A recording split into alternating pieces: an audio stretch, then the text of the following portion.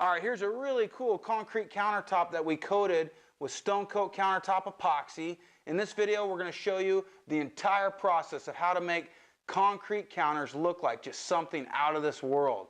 Boy, this was a lot of fun. Hope you enjoy the video and visit us at stonecoatcountertops.com. Enjoy the video.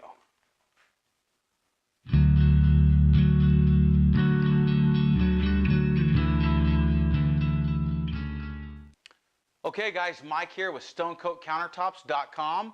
What we're going to do today is we're going to take this concrete countertop. It's completely raw, nothing's been put on it, and we're going to show you how to apply Stone Coat countertop epoxy to a concrete surface. We poured this little concrete countertop so that we could give you an example of how this works exactly, but the big thing that you need to do is make sure that the moisture is out of the concrete. So the way that we do that is we actually put this on last night. And it's just a piece of thick plastic, and you tape it down so it's sealed all the way around. And if concrete is leaking moisture, it's going to get trapped by this plastic, so that when we peel this off, you would see some moisture trapped here. But you can see that's really dry, and that's exactly what you're looking for. So if your question is, how do I know the moisture's out? That's how. You need to tape down a piece of plastic, let it sit overnight, and come back and peel that. If you still have moisture there, then you don't want to start this process. You want to wait for your brand new counter to cure enough to start applying these products.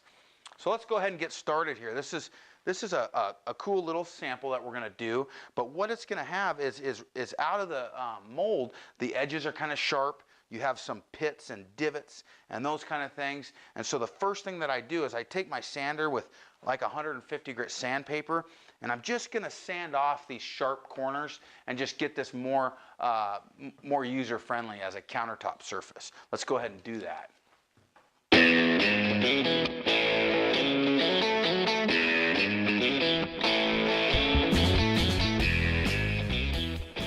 Okay, we got this all sanded up.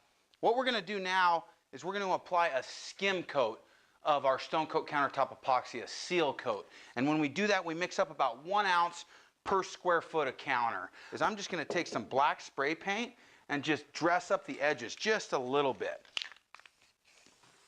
So I'm just fogging on some black spray paint around those edges, because the edges is what loses most of the material. There we go. We'll let that dry, and then we'll come put our seal coat on. And one thing you want to remember too is you can use non-sanded grout if you'd like to fill in those bug holes and pinholes from your concrete. You can use non-sanded grout and wipe that, but you're adding moisture to the product again, so you got to make sure that you make sure it's dry before you do these next steps. Okay, so I got some of our Stone Coat countertop epoxy mixed up, and I've put some black metallic powder in there. And now I'm just going to scrape this out on the surface. And again, this is just our seal coat. You don't need a lot. You're just sealing those pores. And this is an extra step on raw wood or raw concrete. Typically, you'll go right into your first color coat, your first flood coat, but we're not going to do that. We just apply a little bit of material so that we can make sure that all those pores are sealed and we don't get bubbles that keep coming up into our flood coat surface. This is just a squeegee that I use. It's made to clean showers with glass, but this is what I'm going to use just to spread this out nice and tight. So you can see it. You're putting it on just very thin. You're going to cover this whole surface here just to create a nice sealed surface. And that black looks cool going on there. All right.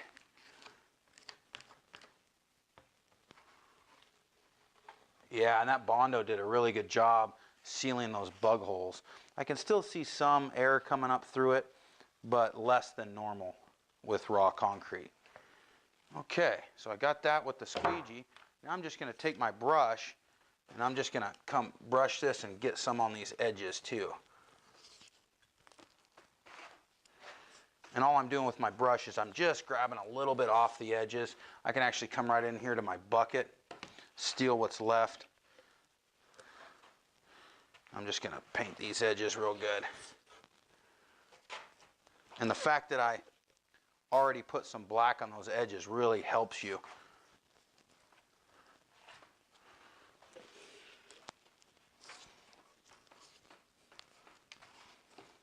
All right.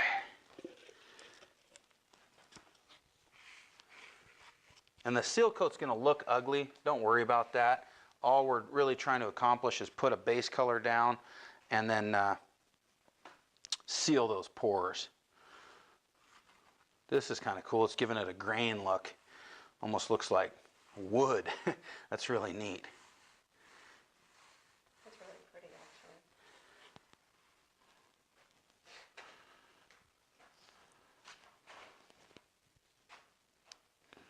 All right. Ooh, I like that.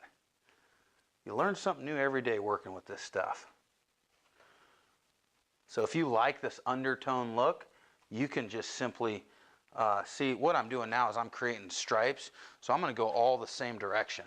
Let's just go this way every time, and it won't have stripes.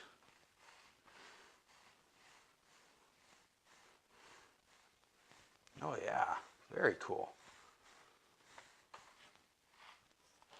All right, we'll let that dry, and we'll come back and do our first flood coat after that's dry. Let me torch that a little bit.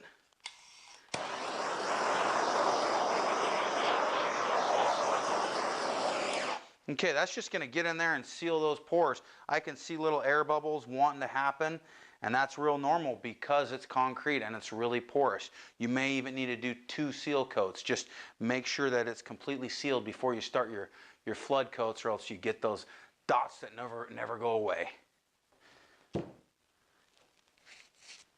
Okay, here on our concrete countertop, we've let that first seal coat completely dry. We come back the next day, it's nice and dry, and I could see little pits and divots and little chunks and all that stuff through this top, and that's totally normal on a seal coat. So when you see that, don't worry about it, it's okay. And this color really looks cool with that grained effect over the original concrete. And what I like about that and how we accomplish that is we just added a little bit of black metallic to our sealer, and we used our brush and we just did this. Now, if you like that look, you could sand this and just start applying your flood coats and you'll retain that look. We're going to do something a little bit different, but that's a really neat effect. So I just wanted to point that out. First thing we're going to do here, because it's dry, if this was still tacky, we could apply the next coat without sanding, but because it's dry, we're going to sand with 220 just to give a good mechanical bond so the next coat has a really good bond. So I'm going to just put on my little respirator here. We'll sand it.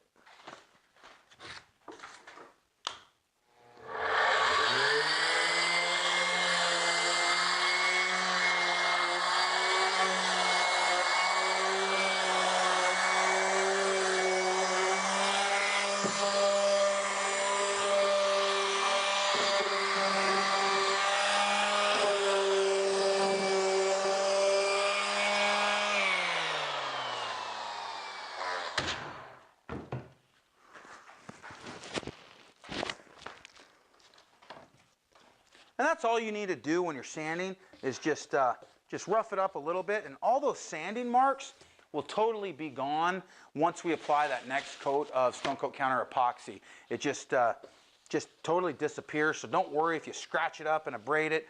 It's not going to hurt your piece. Just do your next coat.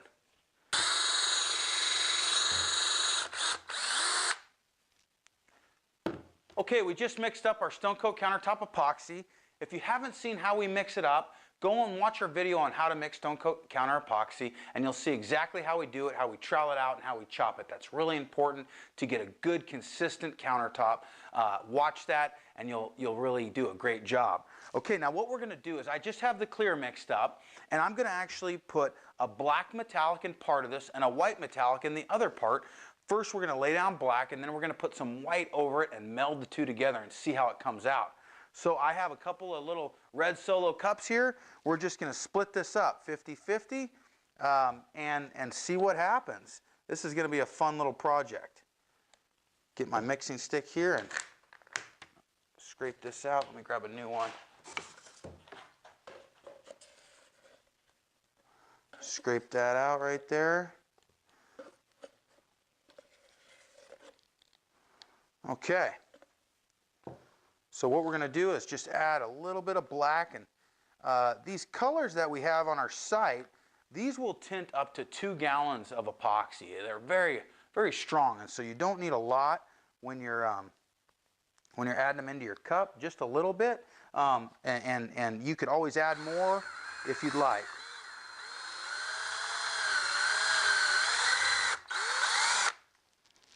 Actually, gonna take my stick here a little bit. Just mix that up with the stick. See how concentrated that is? That's really pretty. Really pretty. All right. So I'm going to pour this out on my top.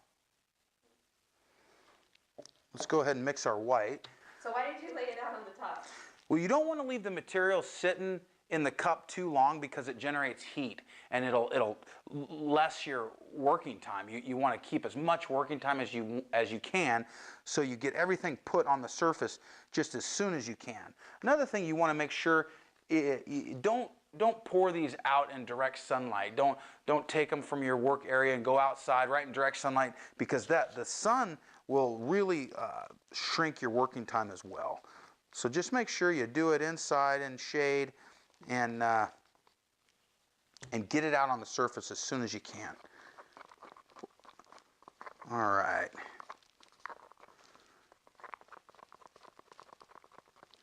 So I got that mixed up. Let's use our trowel and trowel this part out.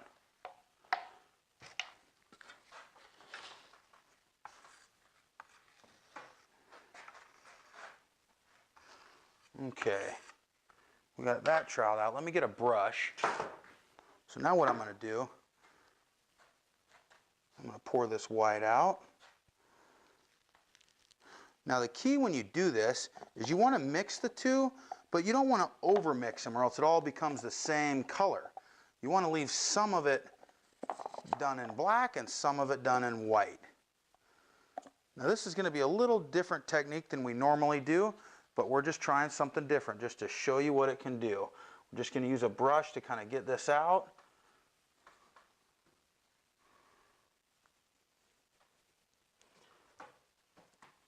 Get this whole thing coated. Yeah, this is going to be cool. Brush those edges.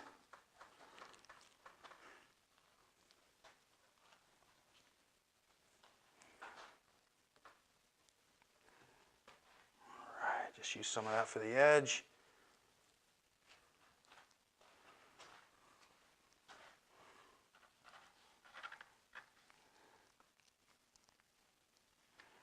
All right. I'm going to use that torch and move this around a little bit. See what happens.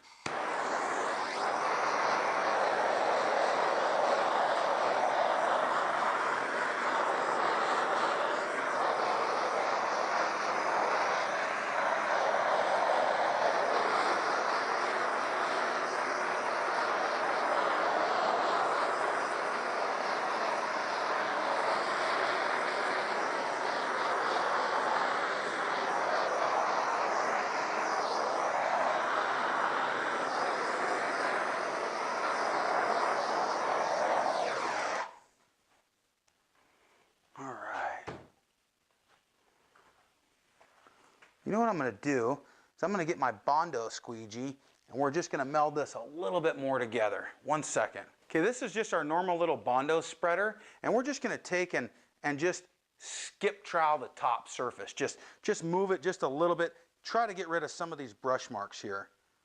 Just do this. Just give it some really cool looks here.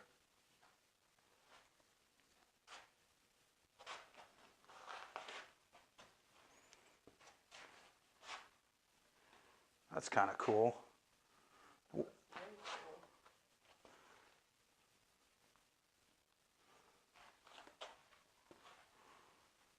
Just go over itself. I'm just using very light pressure here. Very light. And that's a really neat look. And I think we'll leave that alone. We'll come back in a minute and see what it looks like.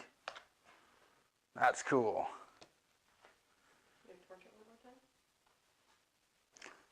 Yeah, let's do that.